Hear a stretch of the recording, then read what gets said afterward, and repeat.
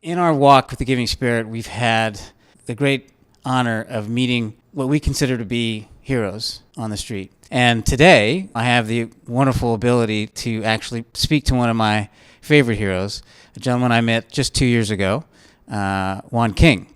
I am an ex-homeless resident of Los Angeles, California, and I've pretty much been homeless since the ages of 16. And I spent 25 plus years in the various locations of Los Angeles on the streets, trying to survive, doing what it is that I need to do to stay alive in those streets. I found myself homeless, experimenting with life in one case. Another case, I just couldn't cope with life. I ran into some situations becoming a young man that I wasn't really accepting responsibilities. I don't felt like I was, bold enough or smart enough to stay in school, get a job, do the things, play sports. I kind of got off into a lifestyle of insecurity and, again, adventure, and ended up homeless. Everyone out there is not on drugs, but unfortunate for me, I went down that path as well as a lot of other paths.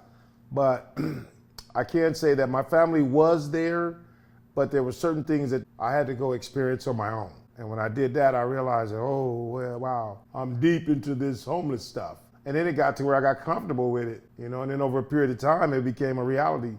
And so I kind of lost track of time. While my family was always, come on home, we'll give you something to eat, you can clean up and, try to get your life together.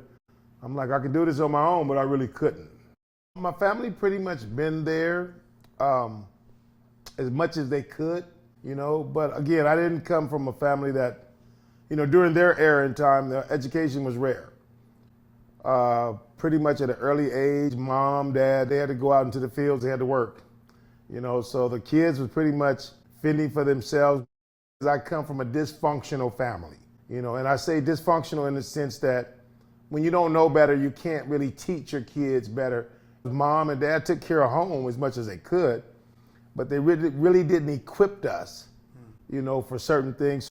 And so it's easy for a lot of us teens to just leave, especially when we feel like we're grown adults and we can make it on our own. So we'll go out there in the streets for a while, and I've seen so many people die stiff in the streets, whether it's OD or it's just the weather, climate change, or whether it's just their body immune system is dropped, something that just killed them off. It might be stress, not having enough to eat on a cold night, going to sleep, the body just shuts down. That's it, it's locked out. Some of us are out here not because we're low-grade blacks or minorities who don't want to do better.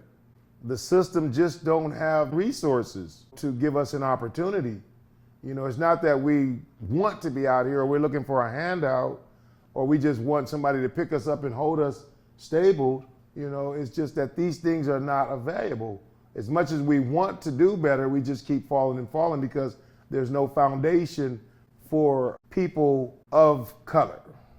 I like to refer to the Jordan Downs, Nickerson Gardens, Watts, Tenderloins in San Francisco, these areas where basically it's poverty, and the behavior and the mentality of the people in those areas are different because the opportunity is less for them versus if I had a family that was more stable with, stable jobs, a good education, or at least a minimum education, it would cushion my end results, which means there's a good chance that I may have never faced homelessness.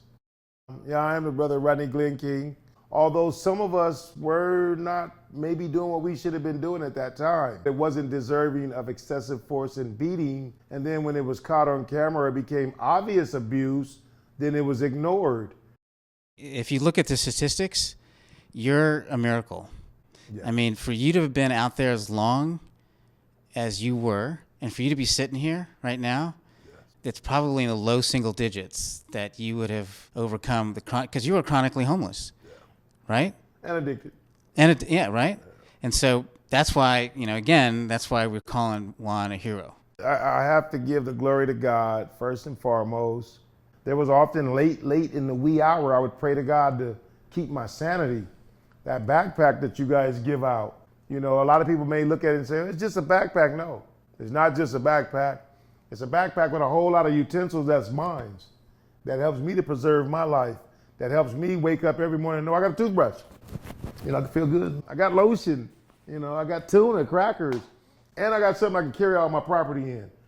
So for a person that's really out in the streets, that's something. That's a big thing. It's like a block of gold. And your program, Giving Spirit, for me, it was a life changer because it gave me hope. Where I couldn't hustle up the money in probably 8 hours to get the stuff that's in there. I just got it handed to me, and there was a card that gave me a warm welcome. God blesses you and do good on your journey. We're here for you. And so I found that to be very life transitioning. And it was that very day that I got that backpack that I said, I need to change my life because I got something now. And I decided, enough is enough. I need to get out the streets and, try to change my life and, do better. And I did. I started changing my life that day. It may have took me a week or two after that to really get it together and go into a program. But that day that I got that backpack from you guys, it really changed my life to want more. I got a backpack, Now let's see what else I can get, So again, the Giving Spirit, man, God's blessings. It just helped me through the homeless state where, a lot of people don't have this opportunity. I agree. When you guys pulled up in that van, I think it was like 3 of you guys, maybe 4, and you guys just jumped out and said, hey, you homeless? And I said, yeah. And you asked a couple of other people that was on the block, and you said, well, here's a backpack. The fact that you guys came out and approached us and gave us that was like a heartwarming, it was like a hot bowl of soup on a cold, cold night. But that backpack, and I tell everybody every interview, it won't change. It's really made a difference. When I got here to speak, they opened up a room that had a bunch of backpacks. And I realized those backpacks was what was given to me. And I kind of just broke down in tears and started crying because it's like, maybe 9-10 years later that I'm speaking in behalf of a program that really was the beginning of my transition from homelessness. Because if it had not been for that backpack, I'd probably be still out in the streets, Santa Monica, Venice, I don't know, Skid Row, Figueroa, all the spots, just trying to stabilize my life or just survive. I worked for the Los Angeles Regional Food Bank, but I was once homeless where I had my hand out. You got 50 cents? Got $1? Can you help me out with something? But now I'm giving out pallets of food to organizations as a result of you guys helping me change.